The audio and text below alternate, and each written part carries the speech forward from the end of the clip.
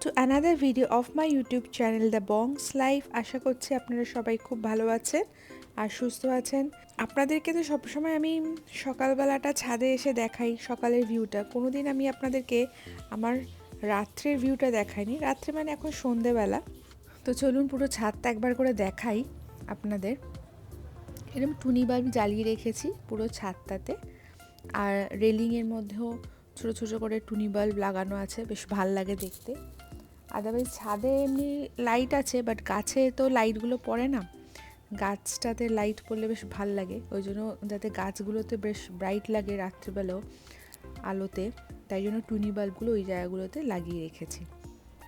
আর আজ হচ্ছে শনিবার, তো শনিবার দিনটা আমরা হচ্ছে ভেজ খাই। ভেজ তো আমার খেতে ভীষণ ভালো লাগে, আমার হাজব্যান্ডও ভালোই বাসে, বাট আমার ছেলে ভেজ খেতে একদম পছন্দ করে না। সকালের দিকটা ঠিক আছে, হয়ে যায় আর কি, কোনো রকমে যা করি বলি খেয়ে নে করে খাইয়ে দিই। তো বলি বিকেলবেলাটা মানে ডিনারটা ভালো অন্য কিছু বানাবো, তো সেটারই প্ল্যান আছে। তার জন্য গাছ থেকে ধনে পাতাটা তুলে নিচ্ছি। গাছের ধনে পাতা, ভাবুন কি সুন্দর গন্ধ বেরোচ্ছে, আর নিজের গাছের জিনিস খাওয়ার একটা আনন্দই আলাদা।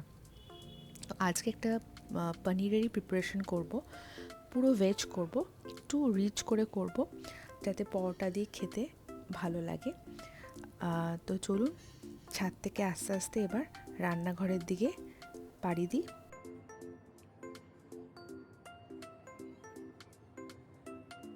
তো এখন আমি রান্নাঘরে চলে এসেছি, এসে অলরেডি কড়াই বসিয়ে দিয়েছি। কড়াইয়ের মধ্যে একটু কাসুরি মেথি দিয়ে দিচ্ছি। কড়াইটা একটু গরম হয়ে গেছে, তো তারপরে আমি কাসুরি মেথিটা দিলাম, একটু নেড়ে চেড়ে এবার কাসুরি মেথিটা এবার একটা থালার মধ্যে ঢেলে নেব। ঢেলে এবার এগুলোকে হাত দিয়ে একটু গুঁড়ো করে নিচ্ছি। তো এর মধ্যে আমি নিয়ে নিচ্ছি হয়েছে পনির, আমুলের মালাই পনিরটা নিয়েছি, আদা বাটা পনিরটাকে, আপনার টমেটোটাকে ভালো করে ঘষে নিয়েছি, দুটো কাঁচা লঙ্কা নিয়েছি, আর আপনাদেরকে তো দেখালামই আমার নিজের গাছের ধনেপাতা, একটু কাজুও নিয়ে নিয়েছি। তো এবারে এখন যেটা করব সেটা হচ্ছে প্রথমে পনিরগুলোকে ছোট ছোট করে পিস করে কেটে নেব। পনিরটা জেনারেলি আমি ডিফারেন্ট শেপসেরও কাটি, বাট আজকে কিউব কিউব শেপের কাটবো। আপনার রান্নাটা করতে করতে আপনাদের সাথে একটা টিপসও শেয়ার করছি। পনিরটা যাতে নরম হয়, সেটা কি করে নরম থাকবে সেটাও আপনাদের সাথে আজকে শেয়ার করব। পনির তো আমরা ফ্রিজে রাখি, তো তার জন্য কি হয়, শক্ত হয়ে থাকে। তাই এটাকে নরম করার উপায় হচ্ছে, গরম জল নিয়ে নিয়েছি, কড়াইতে একটু নুন দিয়ে দিলাম, দেখুন জলটা অলরেডি ফুটছে। এবার আমি কি করব, যেই পনিরগুলো টুকরো টুকরো করে কেটেছিলাম ওগুলো জলের মধ্যে দিয়ে দিচ্ছি, গরম জলের মধ্যে। এটা আমি ওই 1-2 মিনিট মতন রাখবো, রেখে আবার এই পনিরগুলো সব উঠিয়ে নেব।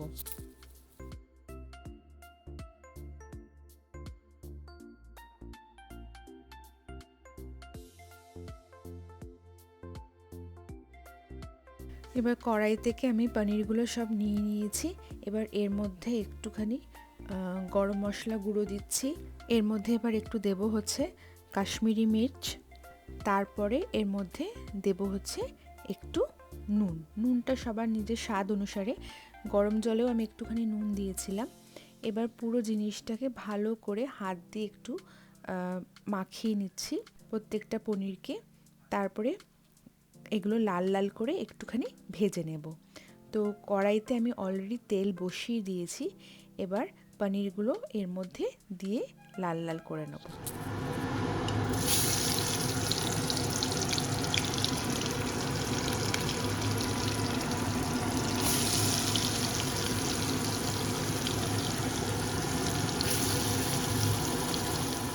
এবার পনিরগুলো একটা পাত্রে উঠিয়ে নিয়েছি। এরপরে মিক্সির মধ্যে দিলাম হচ্ছে কাজু, তারপর যে দুটো কাঁচা লঙ্কা রেখেছিলাম দুটো দিয়ে দিলাম, তারপরে একটুখানি জল দিলাম। জল দিয়ে এটাকে ঢাকা দিয়ে 2-3 মিনিট রাখার পর আমি এটার একটা পেস্ট বানিয়ে নিয়েছি।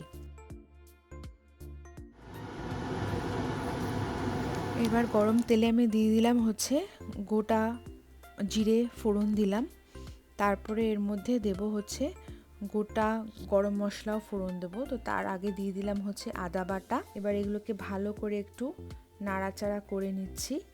তারপরে এর মধ্যে যেটা বললাম, গোটা গরম মশলা, একটা এলাচ, একটা দালচিনি, একটা লবঙ্গ, তারপরে যে টমেটোটা আমি রেখে দিয়েছিলাম ঘষে, সেই টমেটোটা পুরোটা দিয়ে দিচ্ছি এর মধ্যে। আর লাস্টে কি করব, থালার মধ্যে যেটুকু লেগে থাকে একটু জল দিয়ে ওটার মধ্যে দিয়ে দেবো ভালো করে। এবার এটাকে মশলাটাকে ভালো করে আমি এবার এটাকে কষাবো। 5-7 মিনিট কষানোর পর এবারে এর মধ্যে দিয়ে দেব হচ্ছে নুন স্বাদ অনুসারে। এর মধ্যে একটুখানি আমি চিনি দেব, তারপরে দেব হচ্ছে গরম মশলা গুঁড়ো, আর দেব হচ্ছে কাশ্মীরি মির্চ। আমি এর মধ্যে হলুদের ব্যবহার করিনি।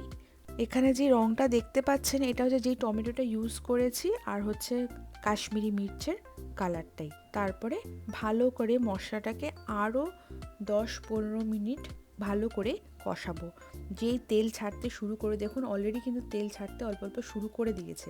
এরপরে আমি দিয়ে দেবো হচ্ছে পেস্টটা অলরেডি আমি অল্প জল দিয়ে ওটাকে পাতলা করে নিয়েছি।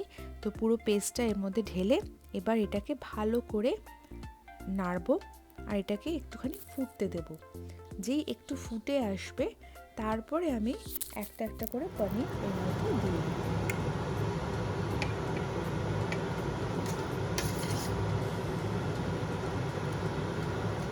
পনিরের সাথে সাথে এবার আমি কাসুরি মেথিগুলো সব দিয়ে দিলাম, যেগুলো আমি হাত দিয়ে গুঁড়ো করে রেখেছিলাম। এবার সবটা শুদ্ধ ভালো করে নাড়াচাড়া করে এটা একটু লো ফ্লেমে 5-7 মিনিট রাখবো।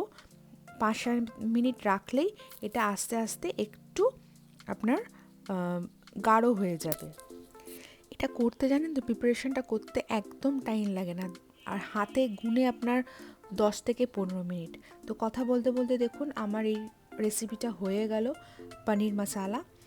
এবারে গরম গরম পরোটা ভাজবো, তার সাথে সার্ভ করব। তো এটা আগে ফার্স্টে বাটিতে নেওয়ার পর একটু গার্নিশিং করব। আর গার্নিশিং কি দিয়ে করব? নিজের গাছের ধনেপাতা দিয়ে। তো উপর থেকে একটু ধনেপাতা সুন্দর করে কেটে নিয়েছিলাম, ওগুলোকে ছড়িয়ে দিয়েছি। আর এরপরে পরোটাগুলো ভাজবো। তো তার জন্য চাটু অলরেডি বসিয়ে দিয়েছি কড়াইতে, আর ঘিয়ের পরোটা করব, তো ঘি দিয়ে ভাজবো। তো চলুন পরোটাগুলো এবার গরম গরম ভেজে নিই।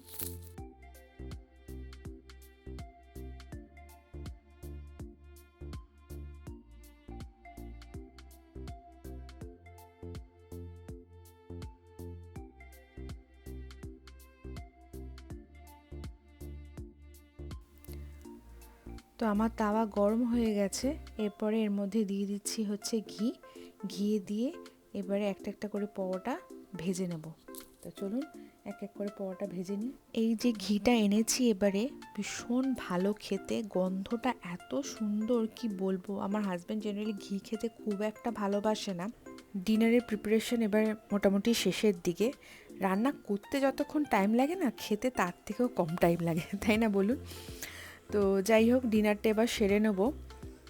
তো এই পনিরের রেসিপিটা কিন্তু ভীষণ ভালো হয়, আমি প্রায় সময় করি, বাড়িতে করে দেখবেন, ভীষণ টেস্টি হয় খেতে। তাহলে আজকের ভিডিওটা এখানেই শেষ করছি। এরকম সুন্দর সুন্দর ভিডিও নিয়ে আবার দেখা হবে আপনাদের সাথে এর পরের ভিডিওতে। এই ভিডিওটা যদি আপনাদের ভালো লেগে থাকে, লাইক, শেয়ার আর সাবস্ক্রাইব করতে একদম ভুলবেন না। পরের ভিডিও নিয়ে খুব তাড়াতাড়ি দেখা হচ্ছে। Till then bye bye from the Bongs life. আর যারা ফেসবুক থেকে দেখছেন, প্লিজ আমার পেজটাকে ফলো করে নেবেন।